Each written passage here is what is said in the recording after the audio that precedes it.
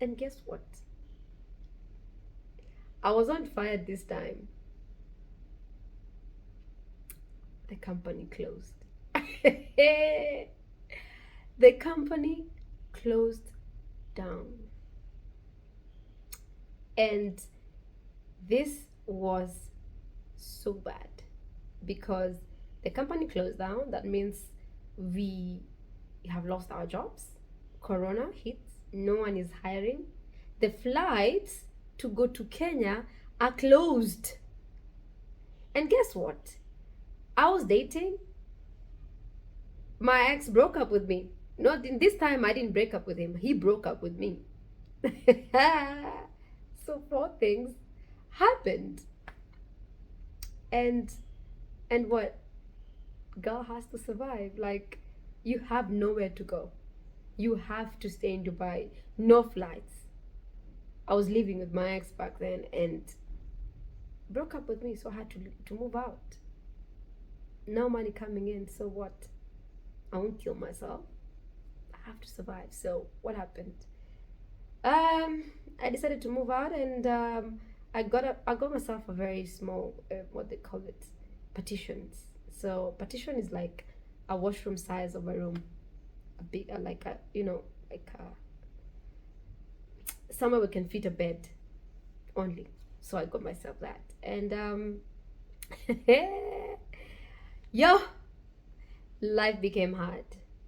The first month I paid, the second month I paid, and I was running out of money. I was running out of money, and now money has to come from Kenya to you in Dubai, and that is expensive.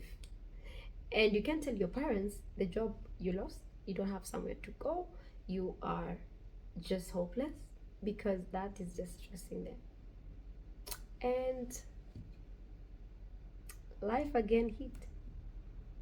And like I said on my previous video, in life, you might be going like this. It gets to a point like this, so it matters if you choose either to go up or stay down. Because I was moving swiftly until Corona, boom, down. So will I stay here or will I just go up? Should I give up? Should I move on? What can I do? What should I do? Because at this moment of time, I was giving up. I was like, oh no, there's no way I'm staying in a country. And remember, this time, my sister is not there. She was not here anymore. She had left to a different country. And I'm like, who will I run to? During Corona, do you know that the people that you thought would help you wouldn't? Like, it was just something else. The people I never expected for them to help me, they did help me. So the people I expected that they should help me, they didn't. They were not there. They didn't know anything. And life became like a horror movie for me. It was bad, and that's where I got myself a man that was very violent, and I had to deal with my situation because I had shelter. And it was not funny because it was something I never thought it will never happen in my life. And I think ladies out there, they go through things and thinking that you cannot move yourself out of that situation because of circumstances. But I'll tell you now, um, sometimes you just have to risk it. I know it's hard for you to think that you can stay in the streets or anything, but I know out there you can find solutions. Solutions are always there. It's just a matter of you to think and not stay desperate in your situation just because.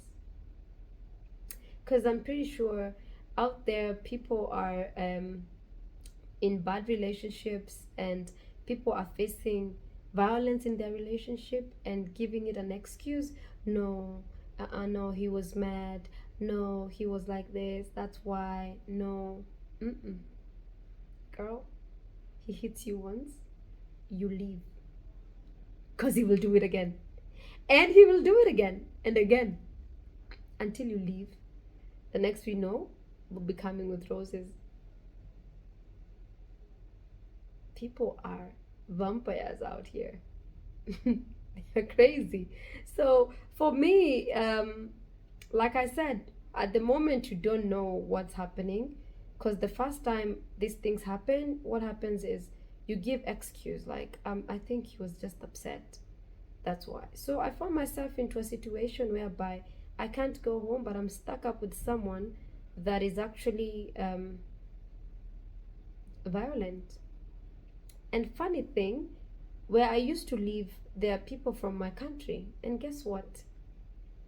They never believed me, because I was having someone that wasn't my nationality, and the place we used to live, we were living in a place where we had different nationalities. Like there's Nigerians, there's Ghanaians, there's Kenyans, there's all types of nationalities. And with the person I was dating then wasn't my nationality, but he was just a friend, and he was giving me shelter, and because the house they were living, there was shelter and stuff. So when this guy used to like want to hit me and all whatnot, the Kenyans would think that I'm the one who's crazy and the guy is not. And the guy is not fully from their country. Like, I didn't understand them. And it was so crazy that nobody would help. No one. Like, nada. No one will help. Like, I mean, that's a story for another day. But yeah, so life became so hard. So hard that you have to be hit, or rather you have to survive on the place you're staying, because you have nowhere to go, and the only thing you have to do is to just pray and pray and pray and believe in faith. That's it. So it was hard. It was really hard. When people are speaking about corona, it hit them and they were home, but they didn't have, jobs and all whatnot. It's better than people who are stuck here. Because I remember the last plane that I was supposed to take was full. Because the last plane that went to Kenya was, taking some of the few Kenyans. You used to like log in a link, and then the flight will take you, the private flight and stuff. So I tried to, book that flight, but apparently I wasn't lucky one. I was not the lucky one. So I had to stay here and survive. I mean, I remember those days like it was yesterday, because I didn't see myself being in a chair right now speaking about these stories, because I was in a very bad situation. And I didn't know that corona will ever, like, get to this point whereby we're not even talking about it so much. And yeah, I stayed there.